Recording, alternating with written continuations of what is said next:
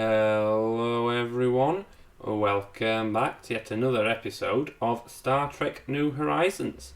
In the last episode, we, as a coalition between the Tellarites, the humans and the Vulcans, decided to declare war on none other than the Andorian Empire.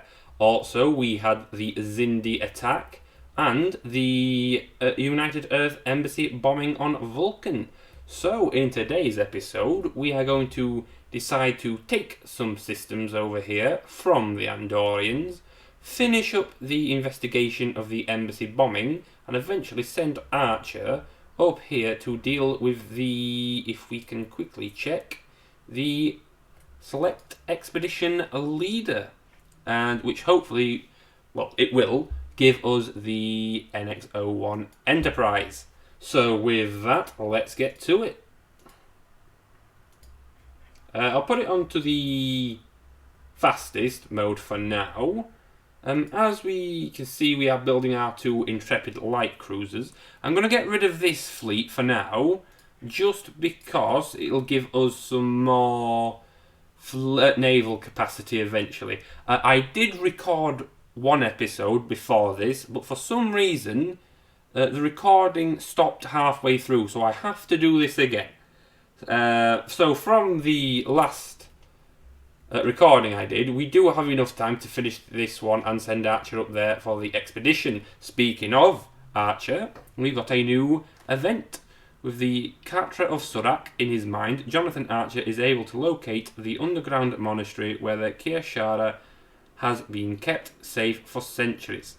A small, elongated pyramid with Vulcan writing alongside its faces, the Kirshara shows evidence of containing advanced storage and display technology.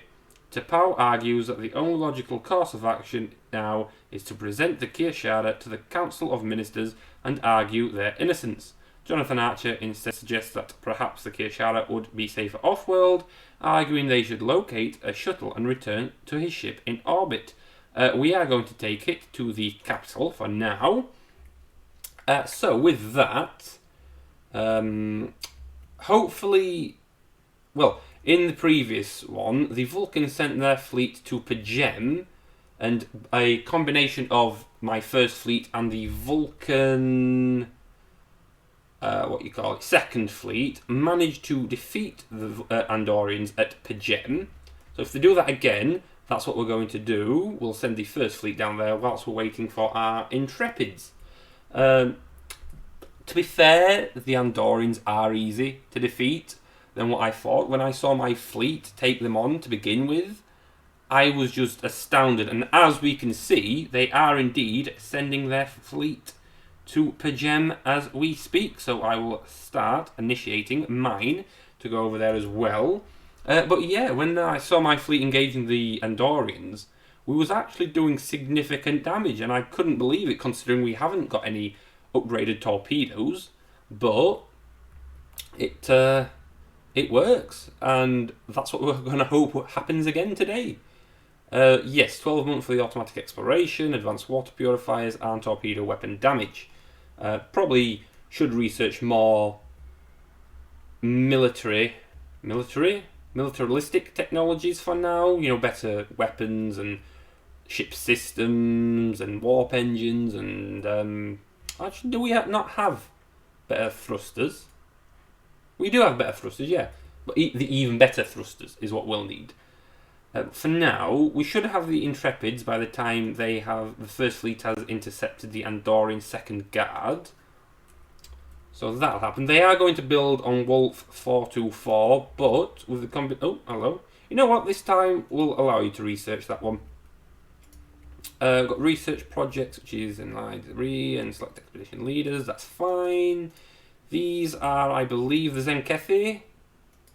Yes, you can tell by this that they are indeed the Zenkethi. The Vulcans... the Vulcans? Yes, the Vulcans, actually. The Vulcans should send their second fleet up here as well.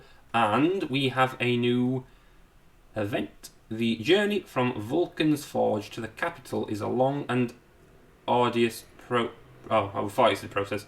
but Jonathan Archer and T'Pau eventually arrive at the city outskirts. Finding shelter with a Serenite sympathizer, the pair carefully plan their next move to contact the council with the Kir Shara and demonstrate their innocence. Understood. Go at it, Archer. Go at it. We'll just minimise that one for now. Right, somebody's building something, hopefully. No, and you're just exploring, that's fine. But I'm surprised. It looks like we're catching up, but we're not. That's a bit of a surprise today. Are you going to get it? Are you going to get it? Oh. Their plan a success. T'Pau and Jonathan Archer have infiltrated the council chambers of the Vulcan High Command and forced those present to bear witness to the Kir Shara and the Serenite claims of innocence. While many were awed by the presence of the Kir Shara, Administrator Tahan reacted with uncharacteristic anger and attempted to destroy the artifact and kill T'Pau and Jonathan Archer in the process. It's not interesting, mate. It's dangerous.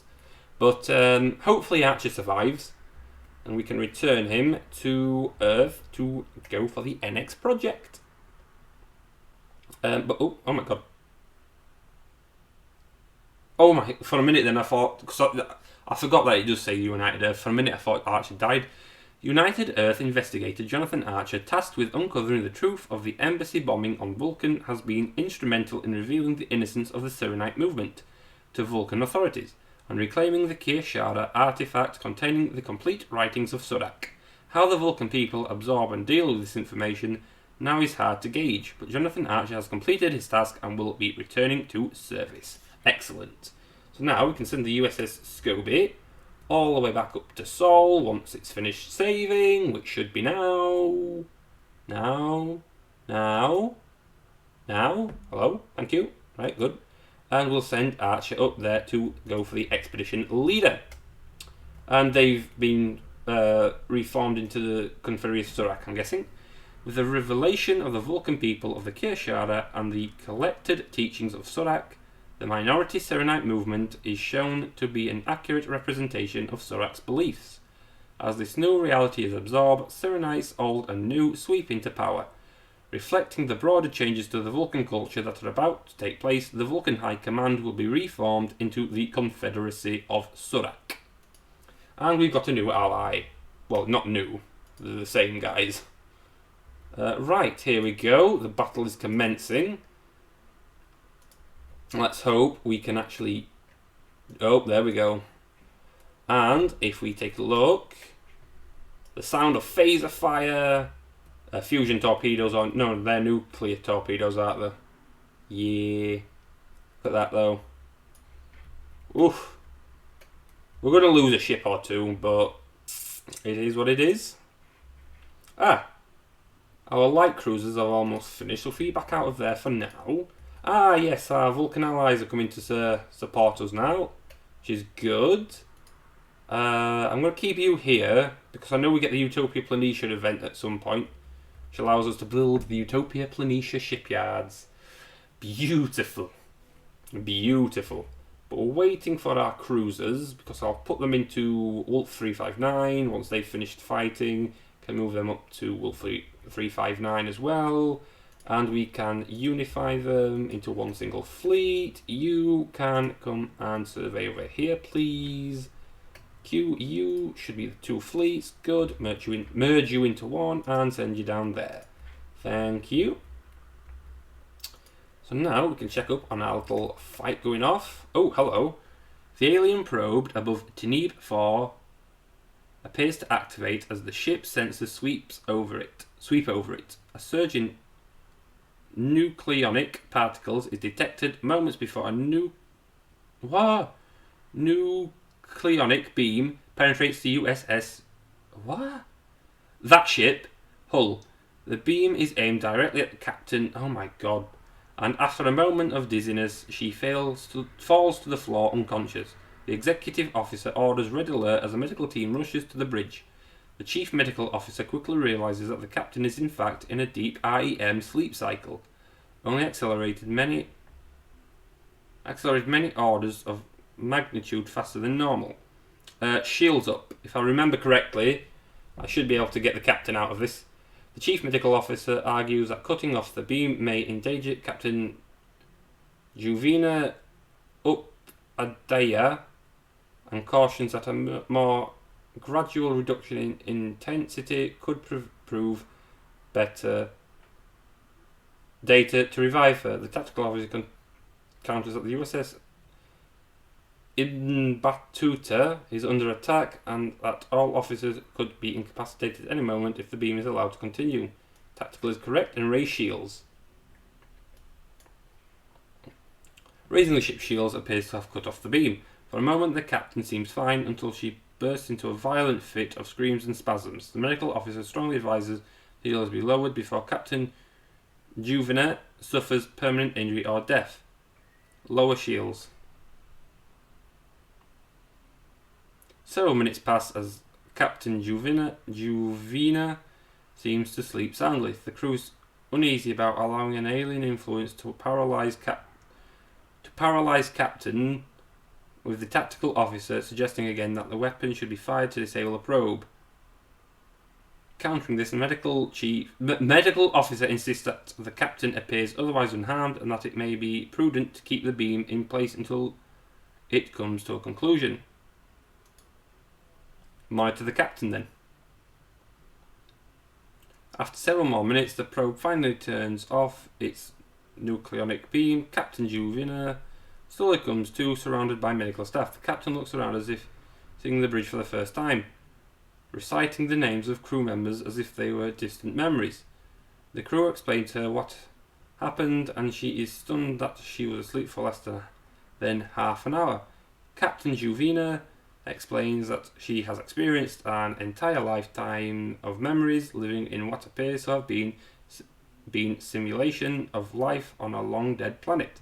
The captain orders that the probe be locked onto with a grappler and brought into the cargo bay for further studies. Examination of the probe finds an age-old flute which seems to have special meaning to Juvina. Boom. And that one is that done. And we now get the Horizions flute. So I'm going to play it. There you go.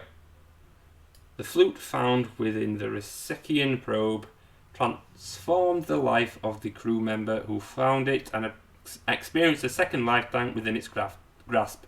It is a sign. Pardon me. It is a sign of remembrance of a people long ago. And yes, it's referring to the episode where Picard lives a second lifetime on a different planet with kids and grandkids and all that. And it was a wonderful episode. So yes, thank you, Peter Allen Fields. But anyway, how's our battle going? We have lost no ships. Oh my god. It's going better than the first time. Battle of Pjem. Nice. The Battle of Pjem, and we didn't lose a single... Oh, we did lose a single ship. Oh, for God's sake. We go so well without losing a ship and then we lose one. Oh, well. Oh, well. I suppose it means we are going to have to start to save up again for more ships. And if you don't mind, I'll take that. Thank you. And fleet management. I'm going. Well, what's going off? I'll wait for these two fleets to combine, and then it should allow us to build the other. What is it? Is it Emmet class? It is another Emmet class, which is Fandabidosi. I did send Archie down here to do that, which is fine. The Vulcans are travelling to this system to take them on. Not last time. They went for Procyon, was it? I think it was. Oh no, they did. No, they did go for that one because the Andorians build this, and I take that one. Yeah, no, that's fine. We've met the Senkethi coalition. Our citizens all send their regards, Senkethi. Start our relations off peaceful, as we do, as the United Earth. What do I go for here? I'm going to go for the Planetary College, because then we can upgrade our research stations, and everything will go fine. I will see you guys when I've got my fleet ready and we're ready to invade Wolf 424. So I will see you guys then. And we're back. As you can see, our first fleet has been fully reinforced and fully repaired. A couple of other things before we start the invasion of Wolf 424. The Vulcans are now in Gliese 1. We did get a tradition, and we went for to Worldly Go to get to the leader experience, because the more leader experience we have and the more wars we get into, the higher level our admirals get, and well, that is just fantastic. Also, we are now constructing a starbase in this system and in this system. I didn't cheat. We had 189 influence from the Zenkethi first contact event, so I thought put them to use and get that. But as we're all here for is to invade the Wolf 424 system. We'll invade that system, and then that's where we'll end this episode, guys, because it's always fun to attack some person's base. Yay! Also, we are now 12 over naval capacity, which is increasing our military ship maintenance by 40%. We can manage that, I suppose. We did get the Bernard Star constructed, so we'll start with the construction of the energy credits. I mean, that's 6, so that should really put us... Oh, never mind. Never open my mouth too soon. That's what I've learned. Oh, we've unlocked automatic surveying. I'll get inertial dampeners, and tactical stations. Construction complete. Our system down here is also completed, so I'll get a mining station down there, please. We've met some new aliens, so let's get the first contact with them rolling. Oh, yes, I am also building a spy network in the Andorian Empire. I thought, since we are now at war, get the spies going in, and as you can see, our intel is dropping because we don't have high enough infiltration, but our infiltration is slowly and gradually going up. And I think as soon as that hits 10... this will go up, like the current intel, 29.86 out of 10. Once this gets to 10 and higher, our intel goes higher, and then we can find out everything about them. They're inferior in fleet power, because of, obviously, the Pjem battle we had, where we destroyed a lot of their fleets. They are equivalent in technology and overwhelming in economics. I mean, completely understandable. We did rival them, so it's given us an extra 1 influence. So that is something, I suppose. But in the meantime, our fleet is now arriving at Alpha Centauri. And we will, in 100 days, it will take to get to Wolf 424. So, how are you guys enjoying this? Everybody enjoying it? I am. I love this mod. It's an absolute wonderful mod for Stellaris.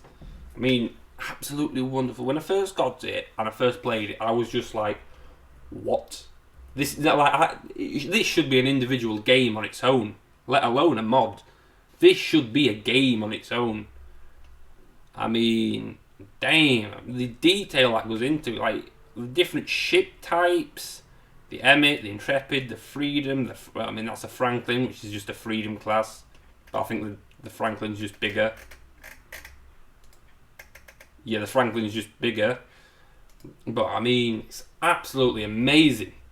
And the combat and the sound effects, when you hear them phasers and photons being fired. Oh. But, yeah. 80 days until they take off for the system. We've got an election going off, I've just realised. Oh, right. It's just to say that our ruler's been re-elected, right? That's sound. Let's have a look. See, we lost 1 ship. I mean, that's better than the 2 ships I lost in the last playthrough I tried. But for some reason, it's still saying that they didn't lose any ships. Like, they have lost ships. That's why they're weak compared to me. Like, look. They've got 4 ships now. They had about 8 before. We've destroyed 4 of them. But, it is what it is. We'll probably lose another ship taking out this star base, but you know, one ship to take a star base and a system, I think I'm good with that. Oh, also, since we're doing the expanse chain, after that you'll get the Mars missions where you have to take out the Vateron race. So I'm going to build 3 armies up because that's the maximum you need to storm the Vateron array. So we'll get them up and running. And we did get the Utopia Planitia event, so we can now build the Utopia Planitia fleet yards, which again I'm just going to wait until after the war's over, because obviously war, you need to divert all your resources into it. Why are the Vulcans going for that system?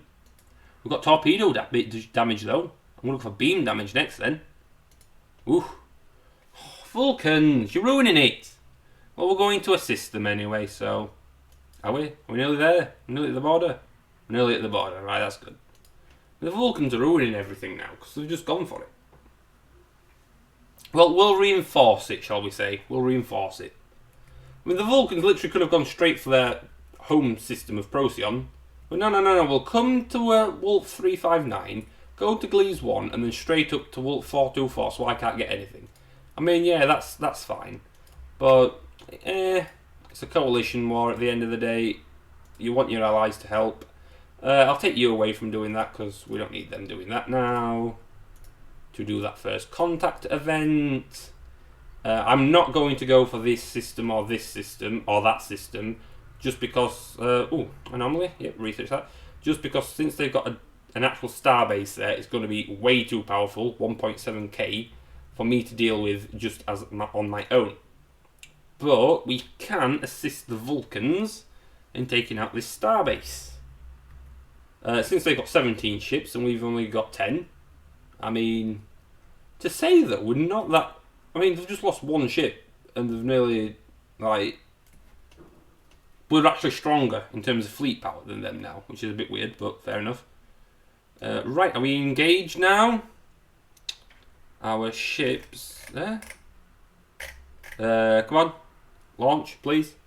Thank you. We're now damaging their hull. The Battle of Wolf 424.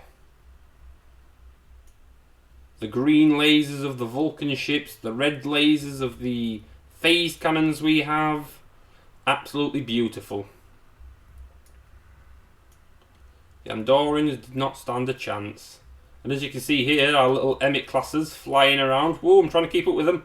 Meow. But yeah, I think this is going to go to the Vulcans, because they was here first. But just look at that little space battle going off. The little ships flying around. The Vulcan ships all staying really close to each other. My nuclear torpedoes going off. It's wonderful. Absolutely wonderful. And we have won, and it actually went to us. Ha! Oh, we didn't even lose a ship. Ha! That is absolutely wonderful, is that? The fact that it actually went to us. I'm guessing because we got like the last hit on it or something. But anyway, guys, that's where I'm going to leave this episode. If you enjoyed, don't forget to hit that subscribe button. And why not hit that like button? And I will see all you guys in the next episode. See ya!